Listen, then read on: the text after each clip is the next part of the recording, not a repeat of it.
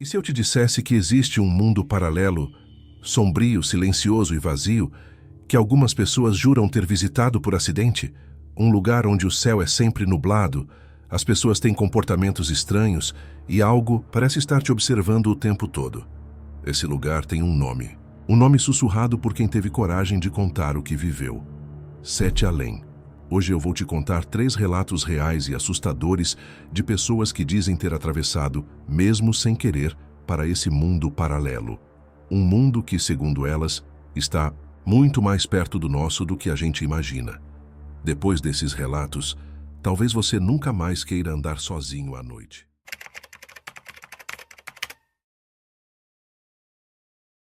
Esse primeiro relato aconteceu com uma mulher chamada Letícia.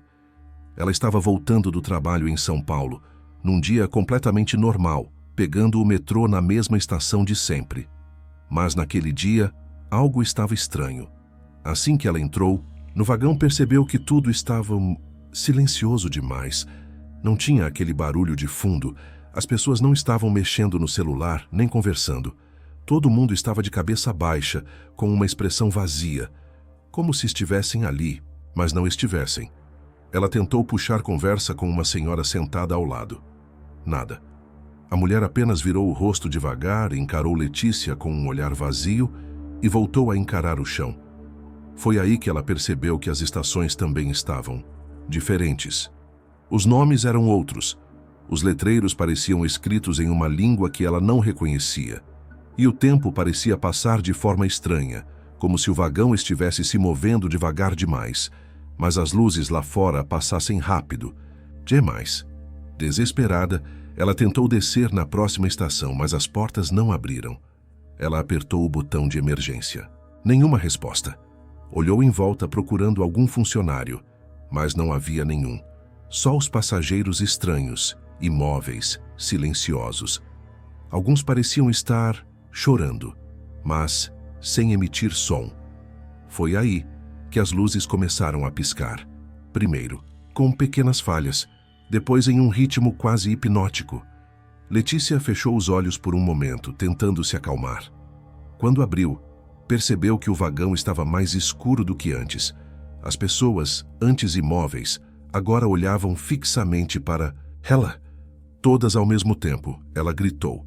Mas ninguém se moveu até que, de repente, o vagão parou no escuro entre 2 estações. E uma voz metálica anunciou num tom quase robótico: "Próxima estação, Sete Além." O som parecia ecoar direto dentro da cabeça dela, e no fundo do vagão, ela viu uma sombra, alta, esguia, com olhos brilhantes que a encaravam. Não, parecia ser uma pessoa. Não parecia ser daqui. Letícia correu até a porta e começou a socá-la com força. Gritava por socorro, mesmo sabendo que ninguém parecia ouvi-la. Foi nesse momento que tudo ficou escuro. Um breu absoluto tomou conta. Do vagão, nenhum som, nenhum movimento, apenas o vazio. E então, silêncio. Quando ela abriu os olhos novamente, estava deitada em um banco da estação onde costumava descer todos os dias. Um segurança estava ao lado, balançando levemente seu ombro e perguntando se ela estava bem. Ela se levantou confusa, tremendo com a roupa suada, mas sem entender como tinha ido parar ali. O relógio marcava apenas 5 minutos depois do horário em que ela embarcou no metrô. Mas para Letícia, parecia que tinham se passado horas. Ela nunca mais andou de metrô sozinha. E até hoje, evita olhar diretamente para os rostos das pessoas nos vagões, com medo de que um dia um deles olhe de volta, com olhos vazios, e a leve de novo para a estação que nunca deveria existir.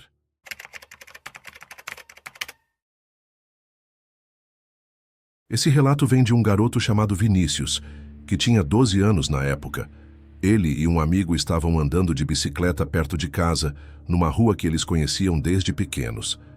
Mas, naquele dia, decidiram explorar um beco estreito que, segundo eles, nunca tinha estado ali antes.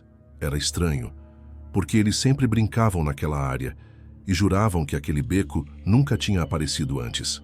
Mas agora estava ali, bem na frente deles, como se tivesse surgido do nada. Curiosos entraram e seguiram por uma viela cada vez mais escura, com casas estranhas e abandonadas dos 2 lados. O céu, que estava limpo antes, ficou nublado de repente, e o ar parecia denso, como se respirar tivesse ficado mais difícil. Um cheiro forte de mofo e terra molhada invadiu o ambiente. Eles pararam em frente a uma casa com uma porta vermelha, e o amigo de Vinícius disse que queria bater na porta, só para ver se alguém respondia. Antes que ele batesse, a porta se abriu sozinha. Mas não foi de forma brusca, foi lenta, silenciosa, como se alguém do outro lado soubesse que eles estavam ali, esperando o momento exato. Do outro lado, só escuridão. Um corredor mal iluminado e lá no fundo, algo que parecia se mover, devagar rastejando, e um sussurro ecoou no ar, como se estivesse saindo de todos os cantos ao mesmo tempo. Vocês não deviam estar aqui. Os dois congelaram por alguns segundos. A bicicleta de Vinícius caiu no chão. Seu amigo estava pálido, com os olhos arregalados. De repente, a porta bateu sozinha com um estrondo. Um vento forte começou a soprar pelo beco, vindo do nada, e um som parecido com um gemido grave tomou conta do lugar. Assustados, pegaram as bicicletas e começaram a pedalar desesperados. Mas o caminho de volta estava diferente. As casas tinham sumido e agora só havia uma estrada de terra cercada por um matagal seco e alto. O céu, antes apenas nublado, agora estava completamente cinza. Sem sol, sem cor, sem vida. Eles pedalavam, mas parecia que estavam no mesmo lugar o tempo todo. A estrada se esticava como um túnel infinito.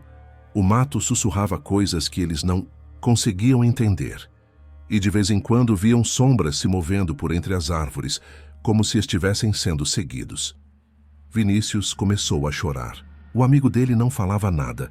Só pedalava com os olhos fixos na frente. Depois de um tempo que parecia não ter fim, ouviram uma buzina. Um som real, familiar, quebrando o silêncio opressor daquele lugar. Era o pai de Vinícius, parado na entrada da rua da casa deles, perguntando onde os dois tinham se metido. Mas havia algo no rosto dele, um olhar assustado, como se estivesse prestes a chamar a polícia. Porque aqui vem o detalhe mais estranho. Tinham se passado 7 horas desde que eles saíram. Eles juram que ficaram no máximo 20 minutos fora. Mas o relógio dizia outra coisa. E o pai de Vinícius tinha fotos e prints mostrando que eles estavam desaparecidos há horas. O bairro inteiro estava procurando por eles. Nenhum dos dois nunca mais falou sobre a casa da Porta Vermelha, nem sobre o caminho de terra, nem sobre a sombra que, por um instante, parecia ter seguido eles até a entrada da rua de casa. Mas às vezes, Vinícius diz que ainda sonha com aquele lugar.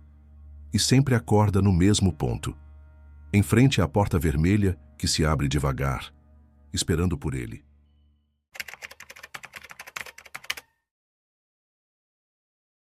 Esse relato é de uma enfermeira chamada Carla, que trabalhava no plantão noturno de um hospital no interior de Minas Gerais.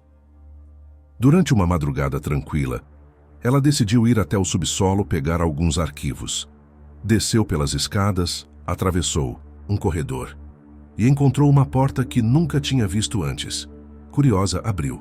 Do outro lado, um corredor completamente diferente do hospital. Parecia um prédio abandonado. As paredes eram de um concreto cinza, com marcas de ferrugem, e uma sirene muito baixa podia ser ouvida ao fundo, como se estivesse vindo de muito, muito longe. O chão estava úmido, e as luzes, se é que podiam ser chamadas de luzes, eram fracas, piscando em intervalos irregulares. Havia uma sensação pesada no ar, um silêncio sufocante que parecia se enroscar no peito dela. Mesmo com medo, Carla deu alguns passos para dentro. E foi quando ouviu passos atrás dela. Virou rápido, mas não havia ninguém. Só o eco. Um eco que não parecia natural. Como se estivesse atrasado, fora de ritmo. Ela jurava estar sendo seguida. E então viu uma figura parada ao fundo do corredor. Estava imóvel, observando. Mesmo de longe dava para perceber que aquilo não era humano. Era alta demais, magra demais, e seus olhos brilhavam num vermelho intenso. Não piscavam, apenas encaravam. Carla tentou voltar correndo para a porta, mas percebeu que ela tinha desaparecido. No lugar onde deveria estar, só uma parede suja, de concreto. Ela entrou em pânico, gritou por socorro, bateu na parede com as mãos, sentindo o ar ficar cada vez mais denso. A sirene ao fundo ficou mais alta e começou a vir acompanhada de uma espécie de sussurro, como se fossem vozes falando ao mesmo tempo em uma língua que ela não reconhecia. A figura começou a se mover, lenta, mas constante. Cada passo ecoava, como um trovão nos ouvidos de Carla. Ela correu por um dos corredores laterais, sem saber para onde estava indo. Tudo parecia um labirinto sem fim.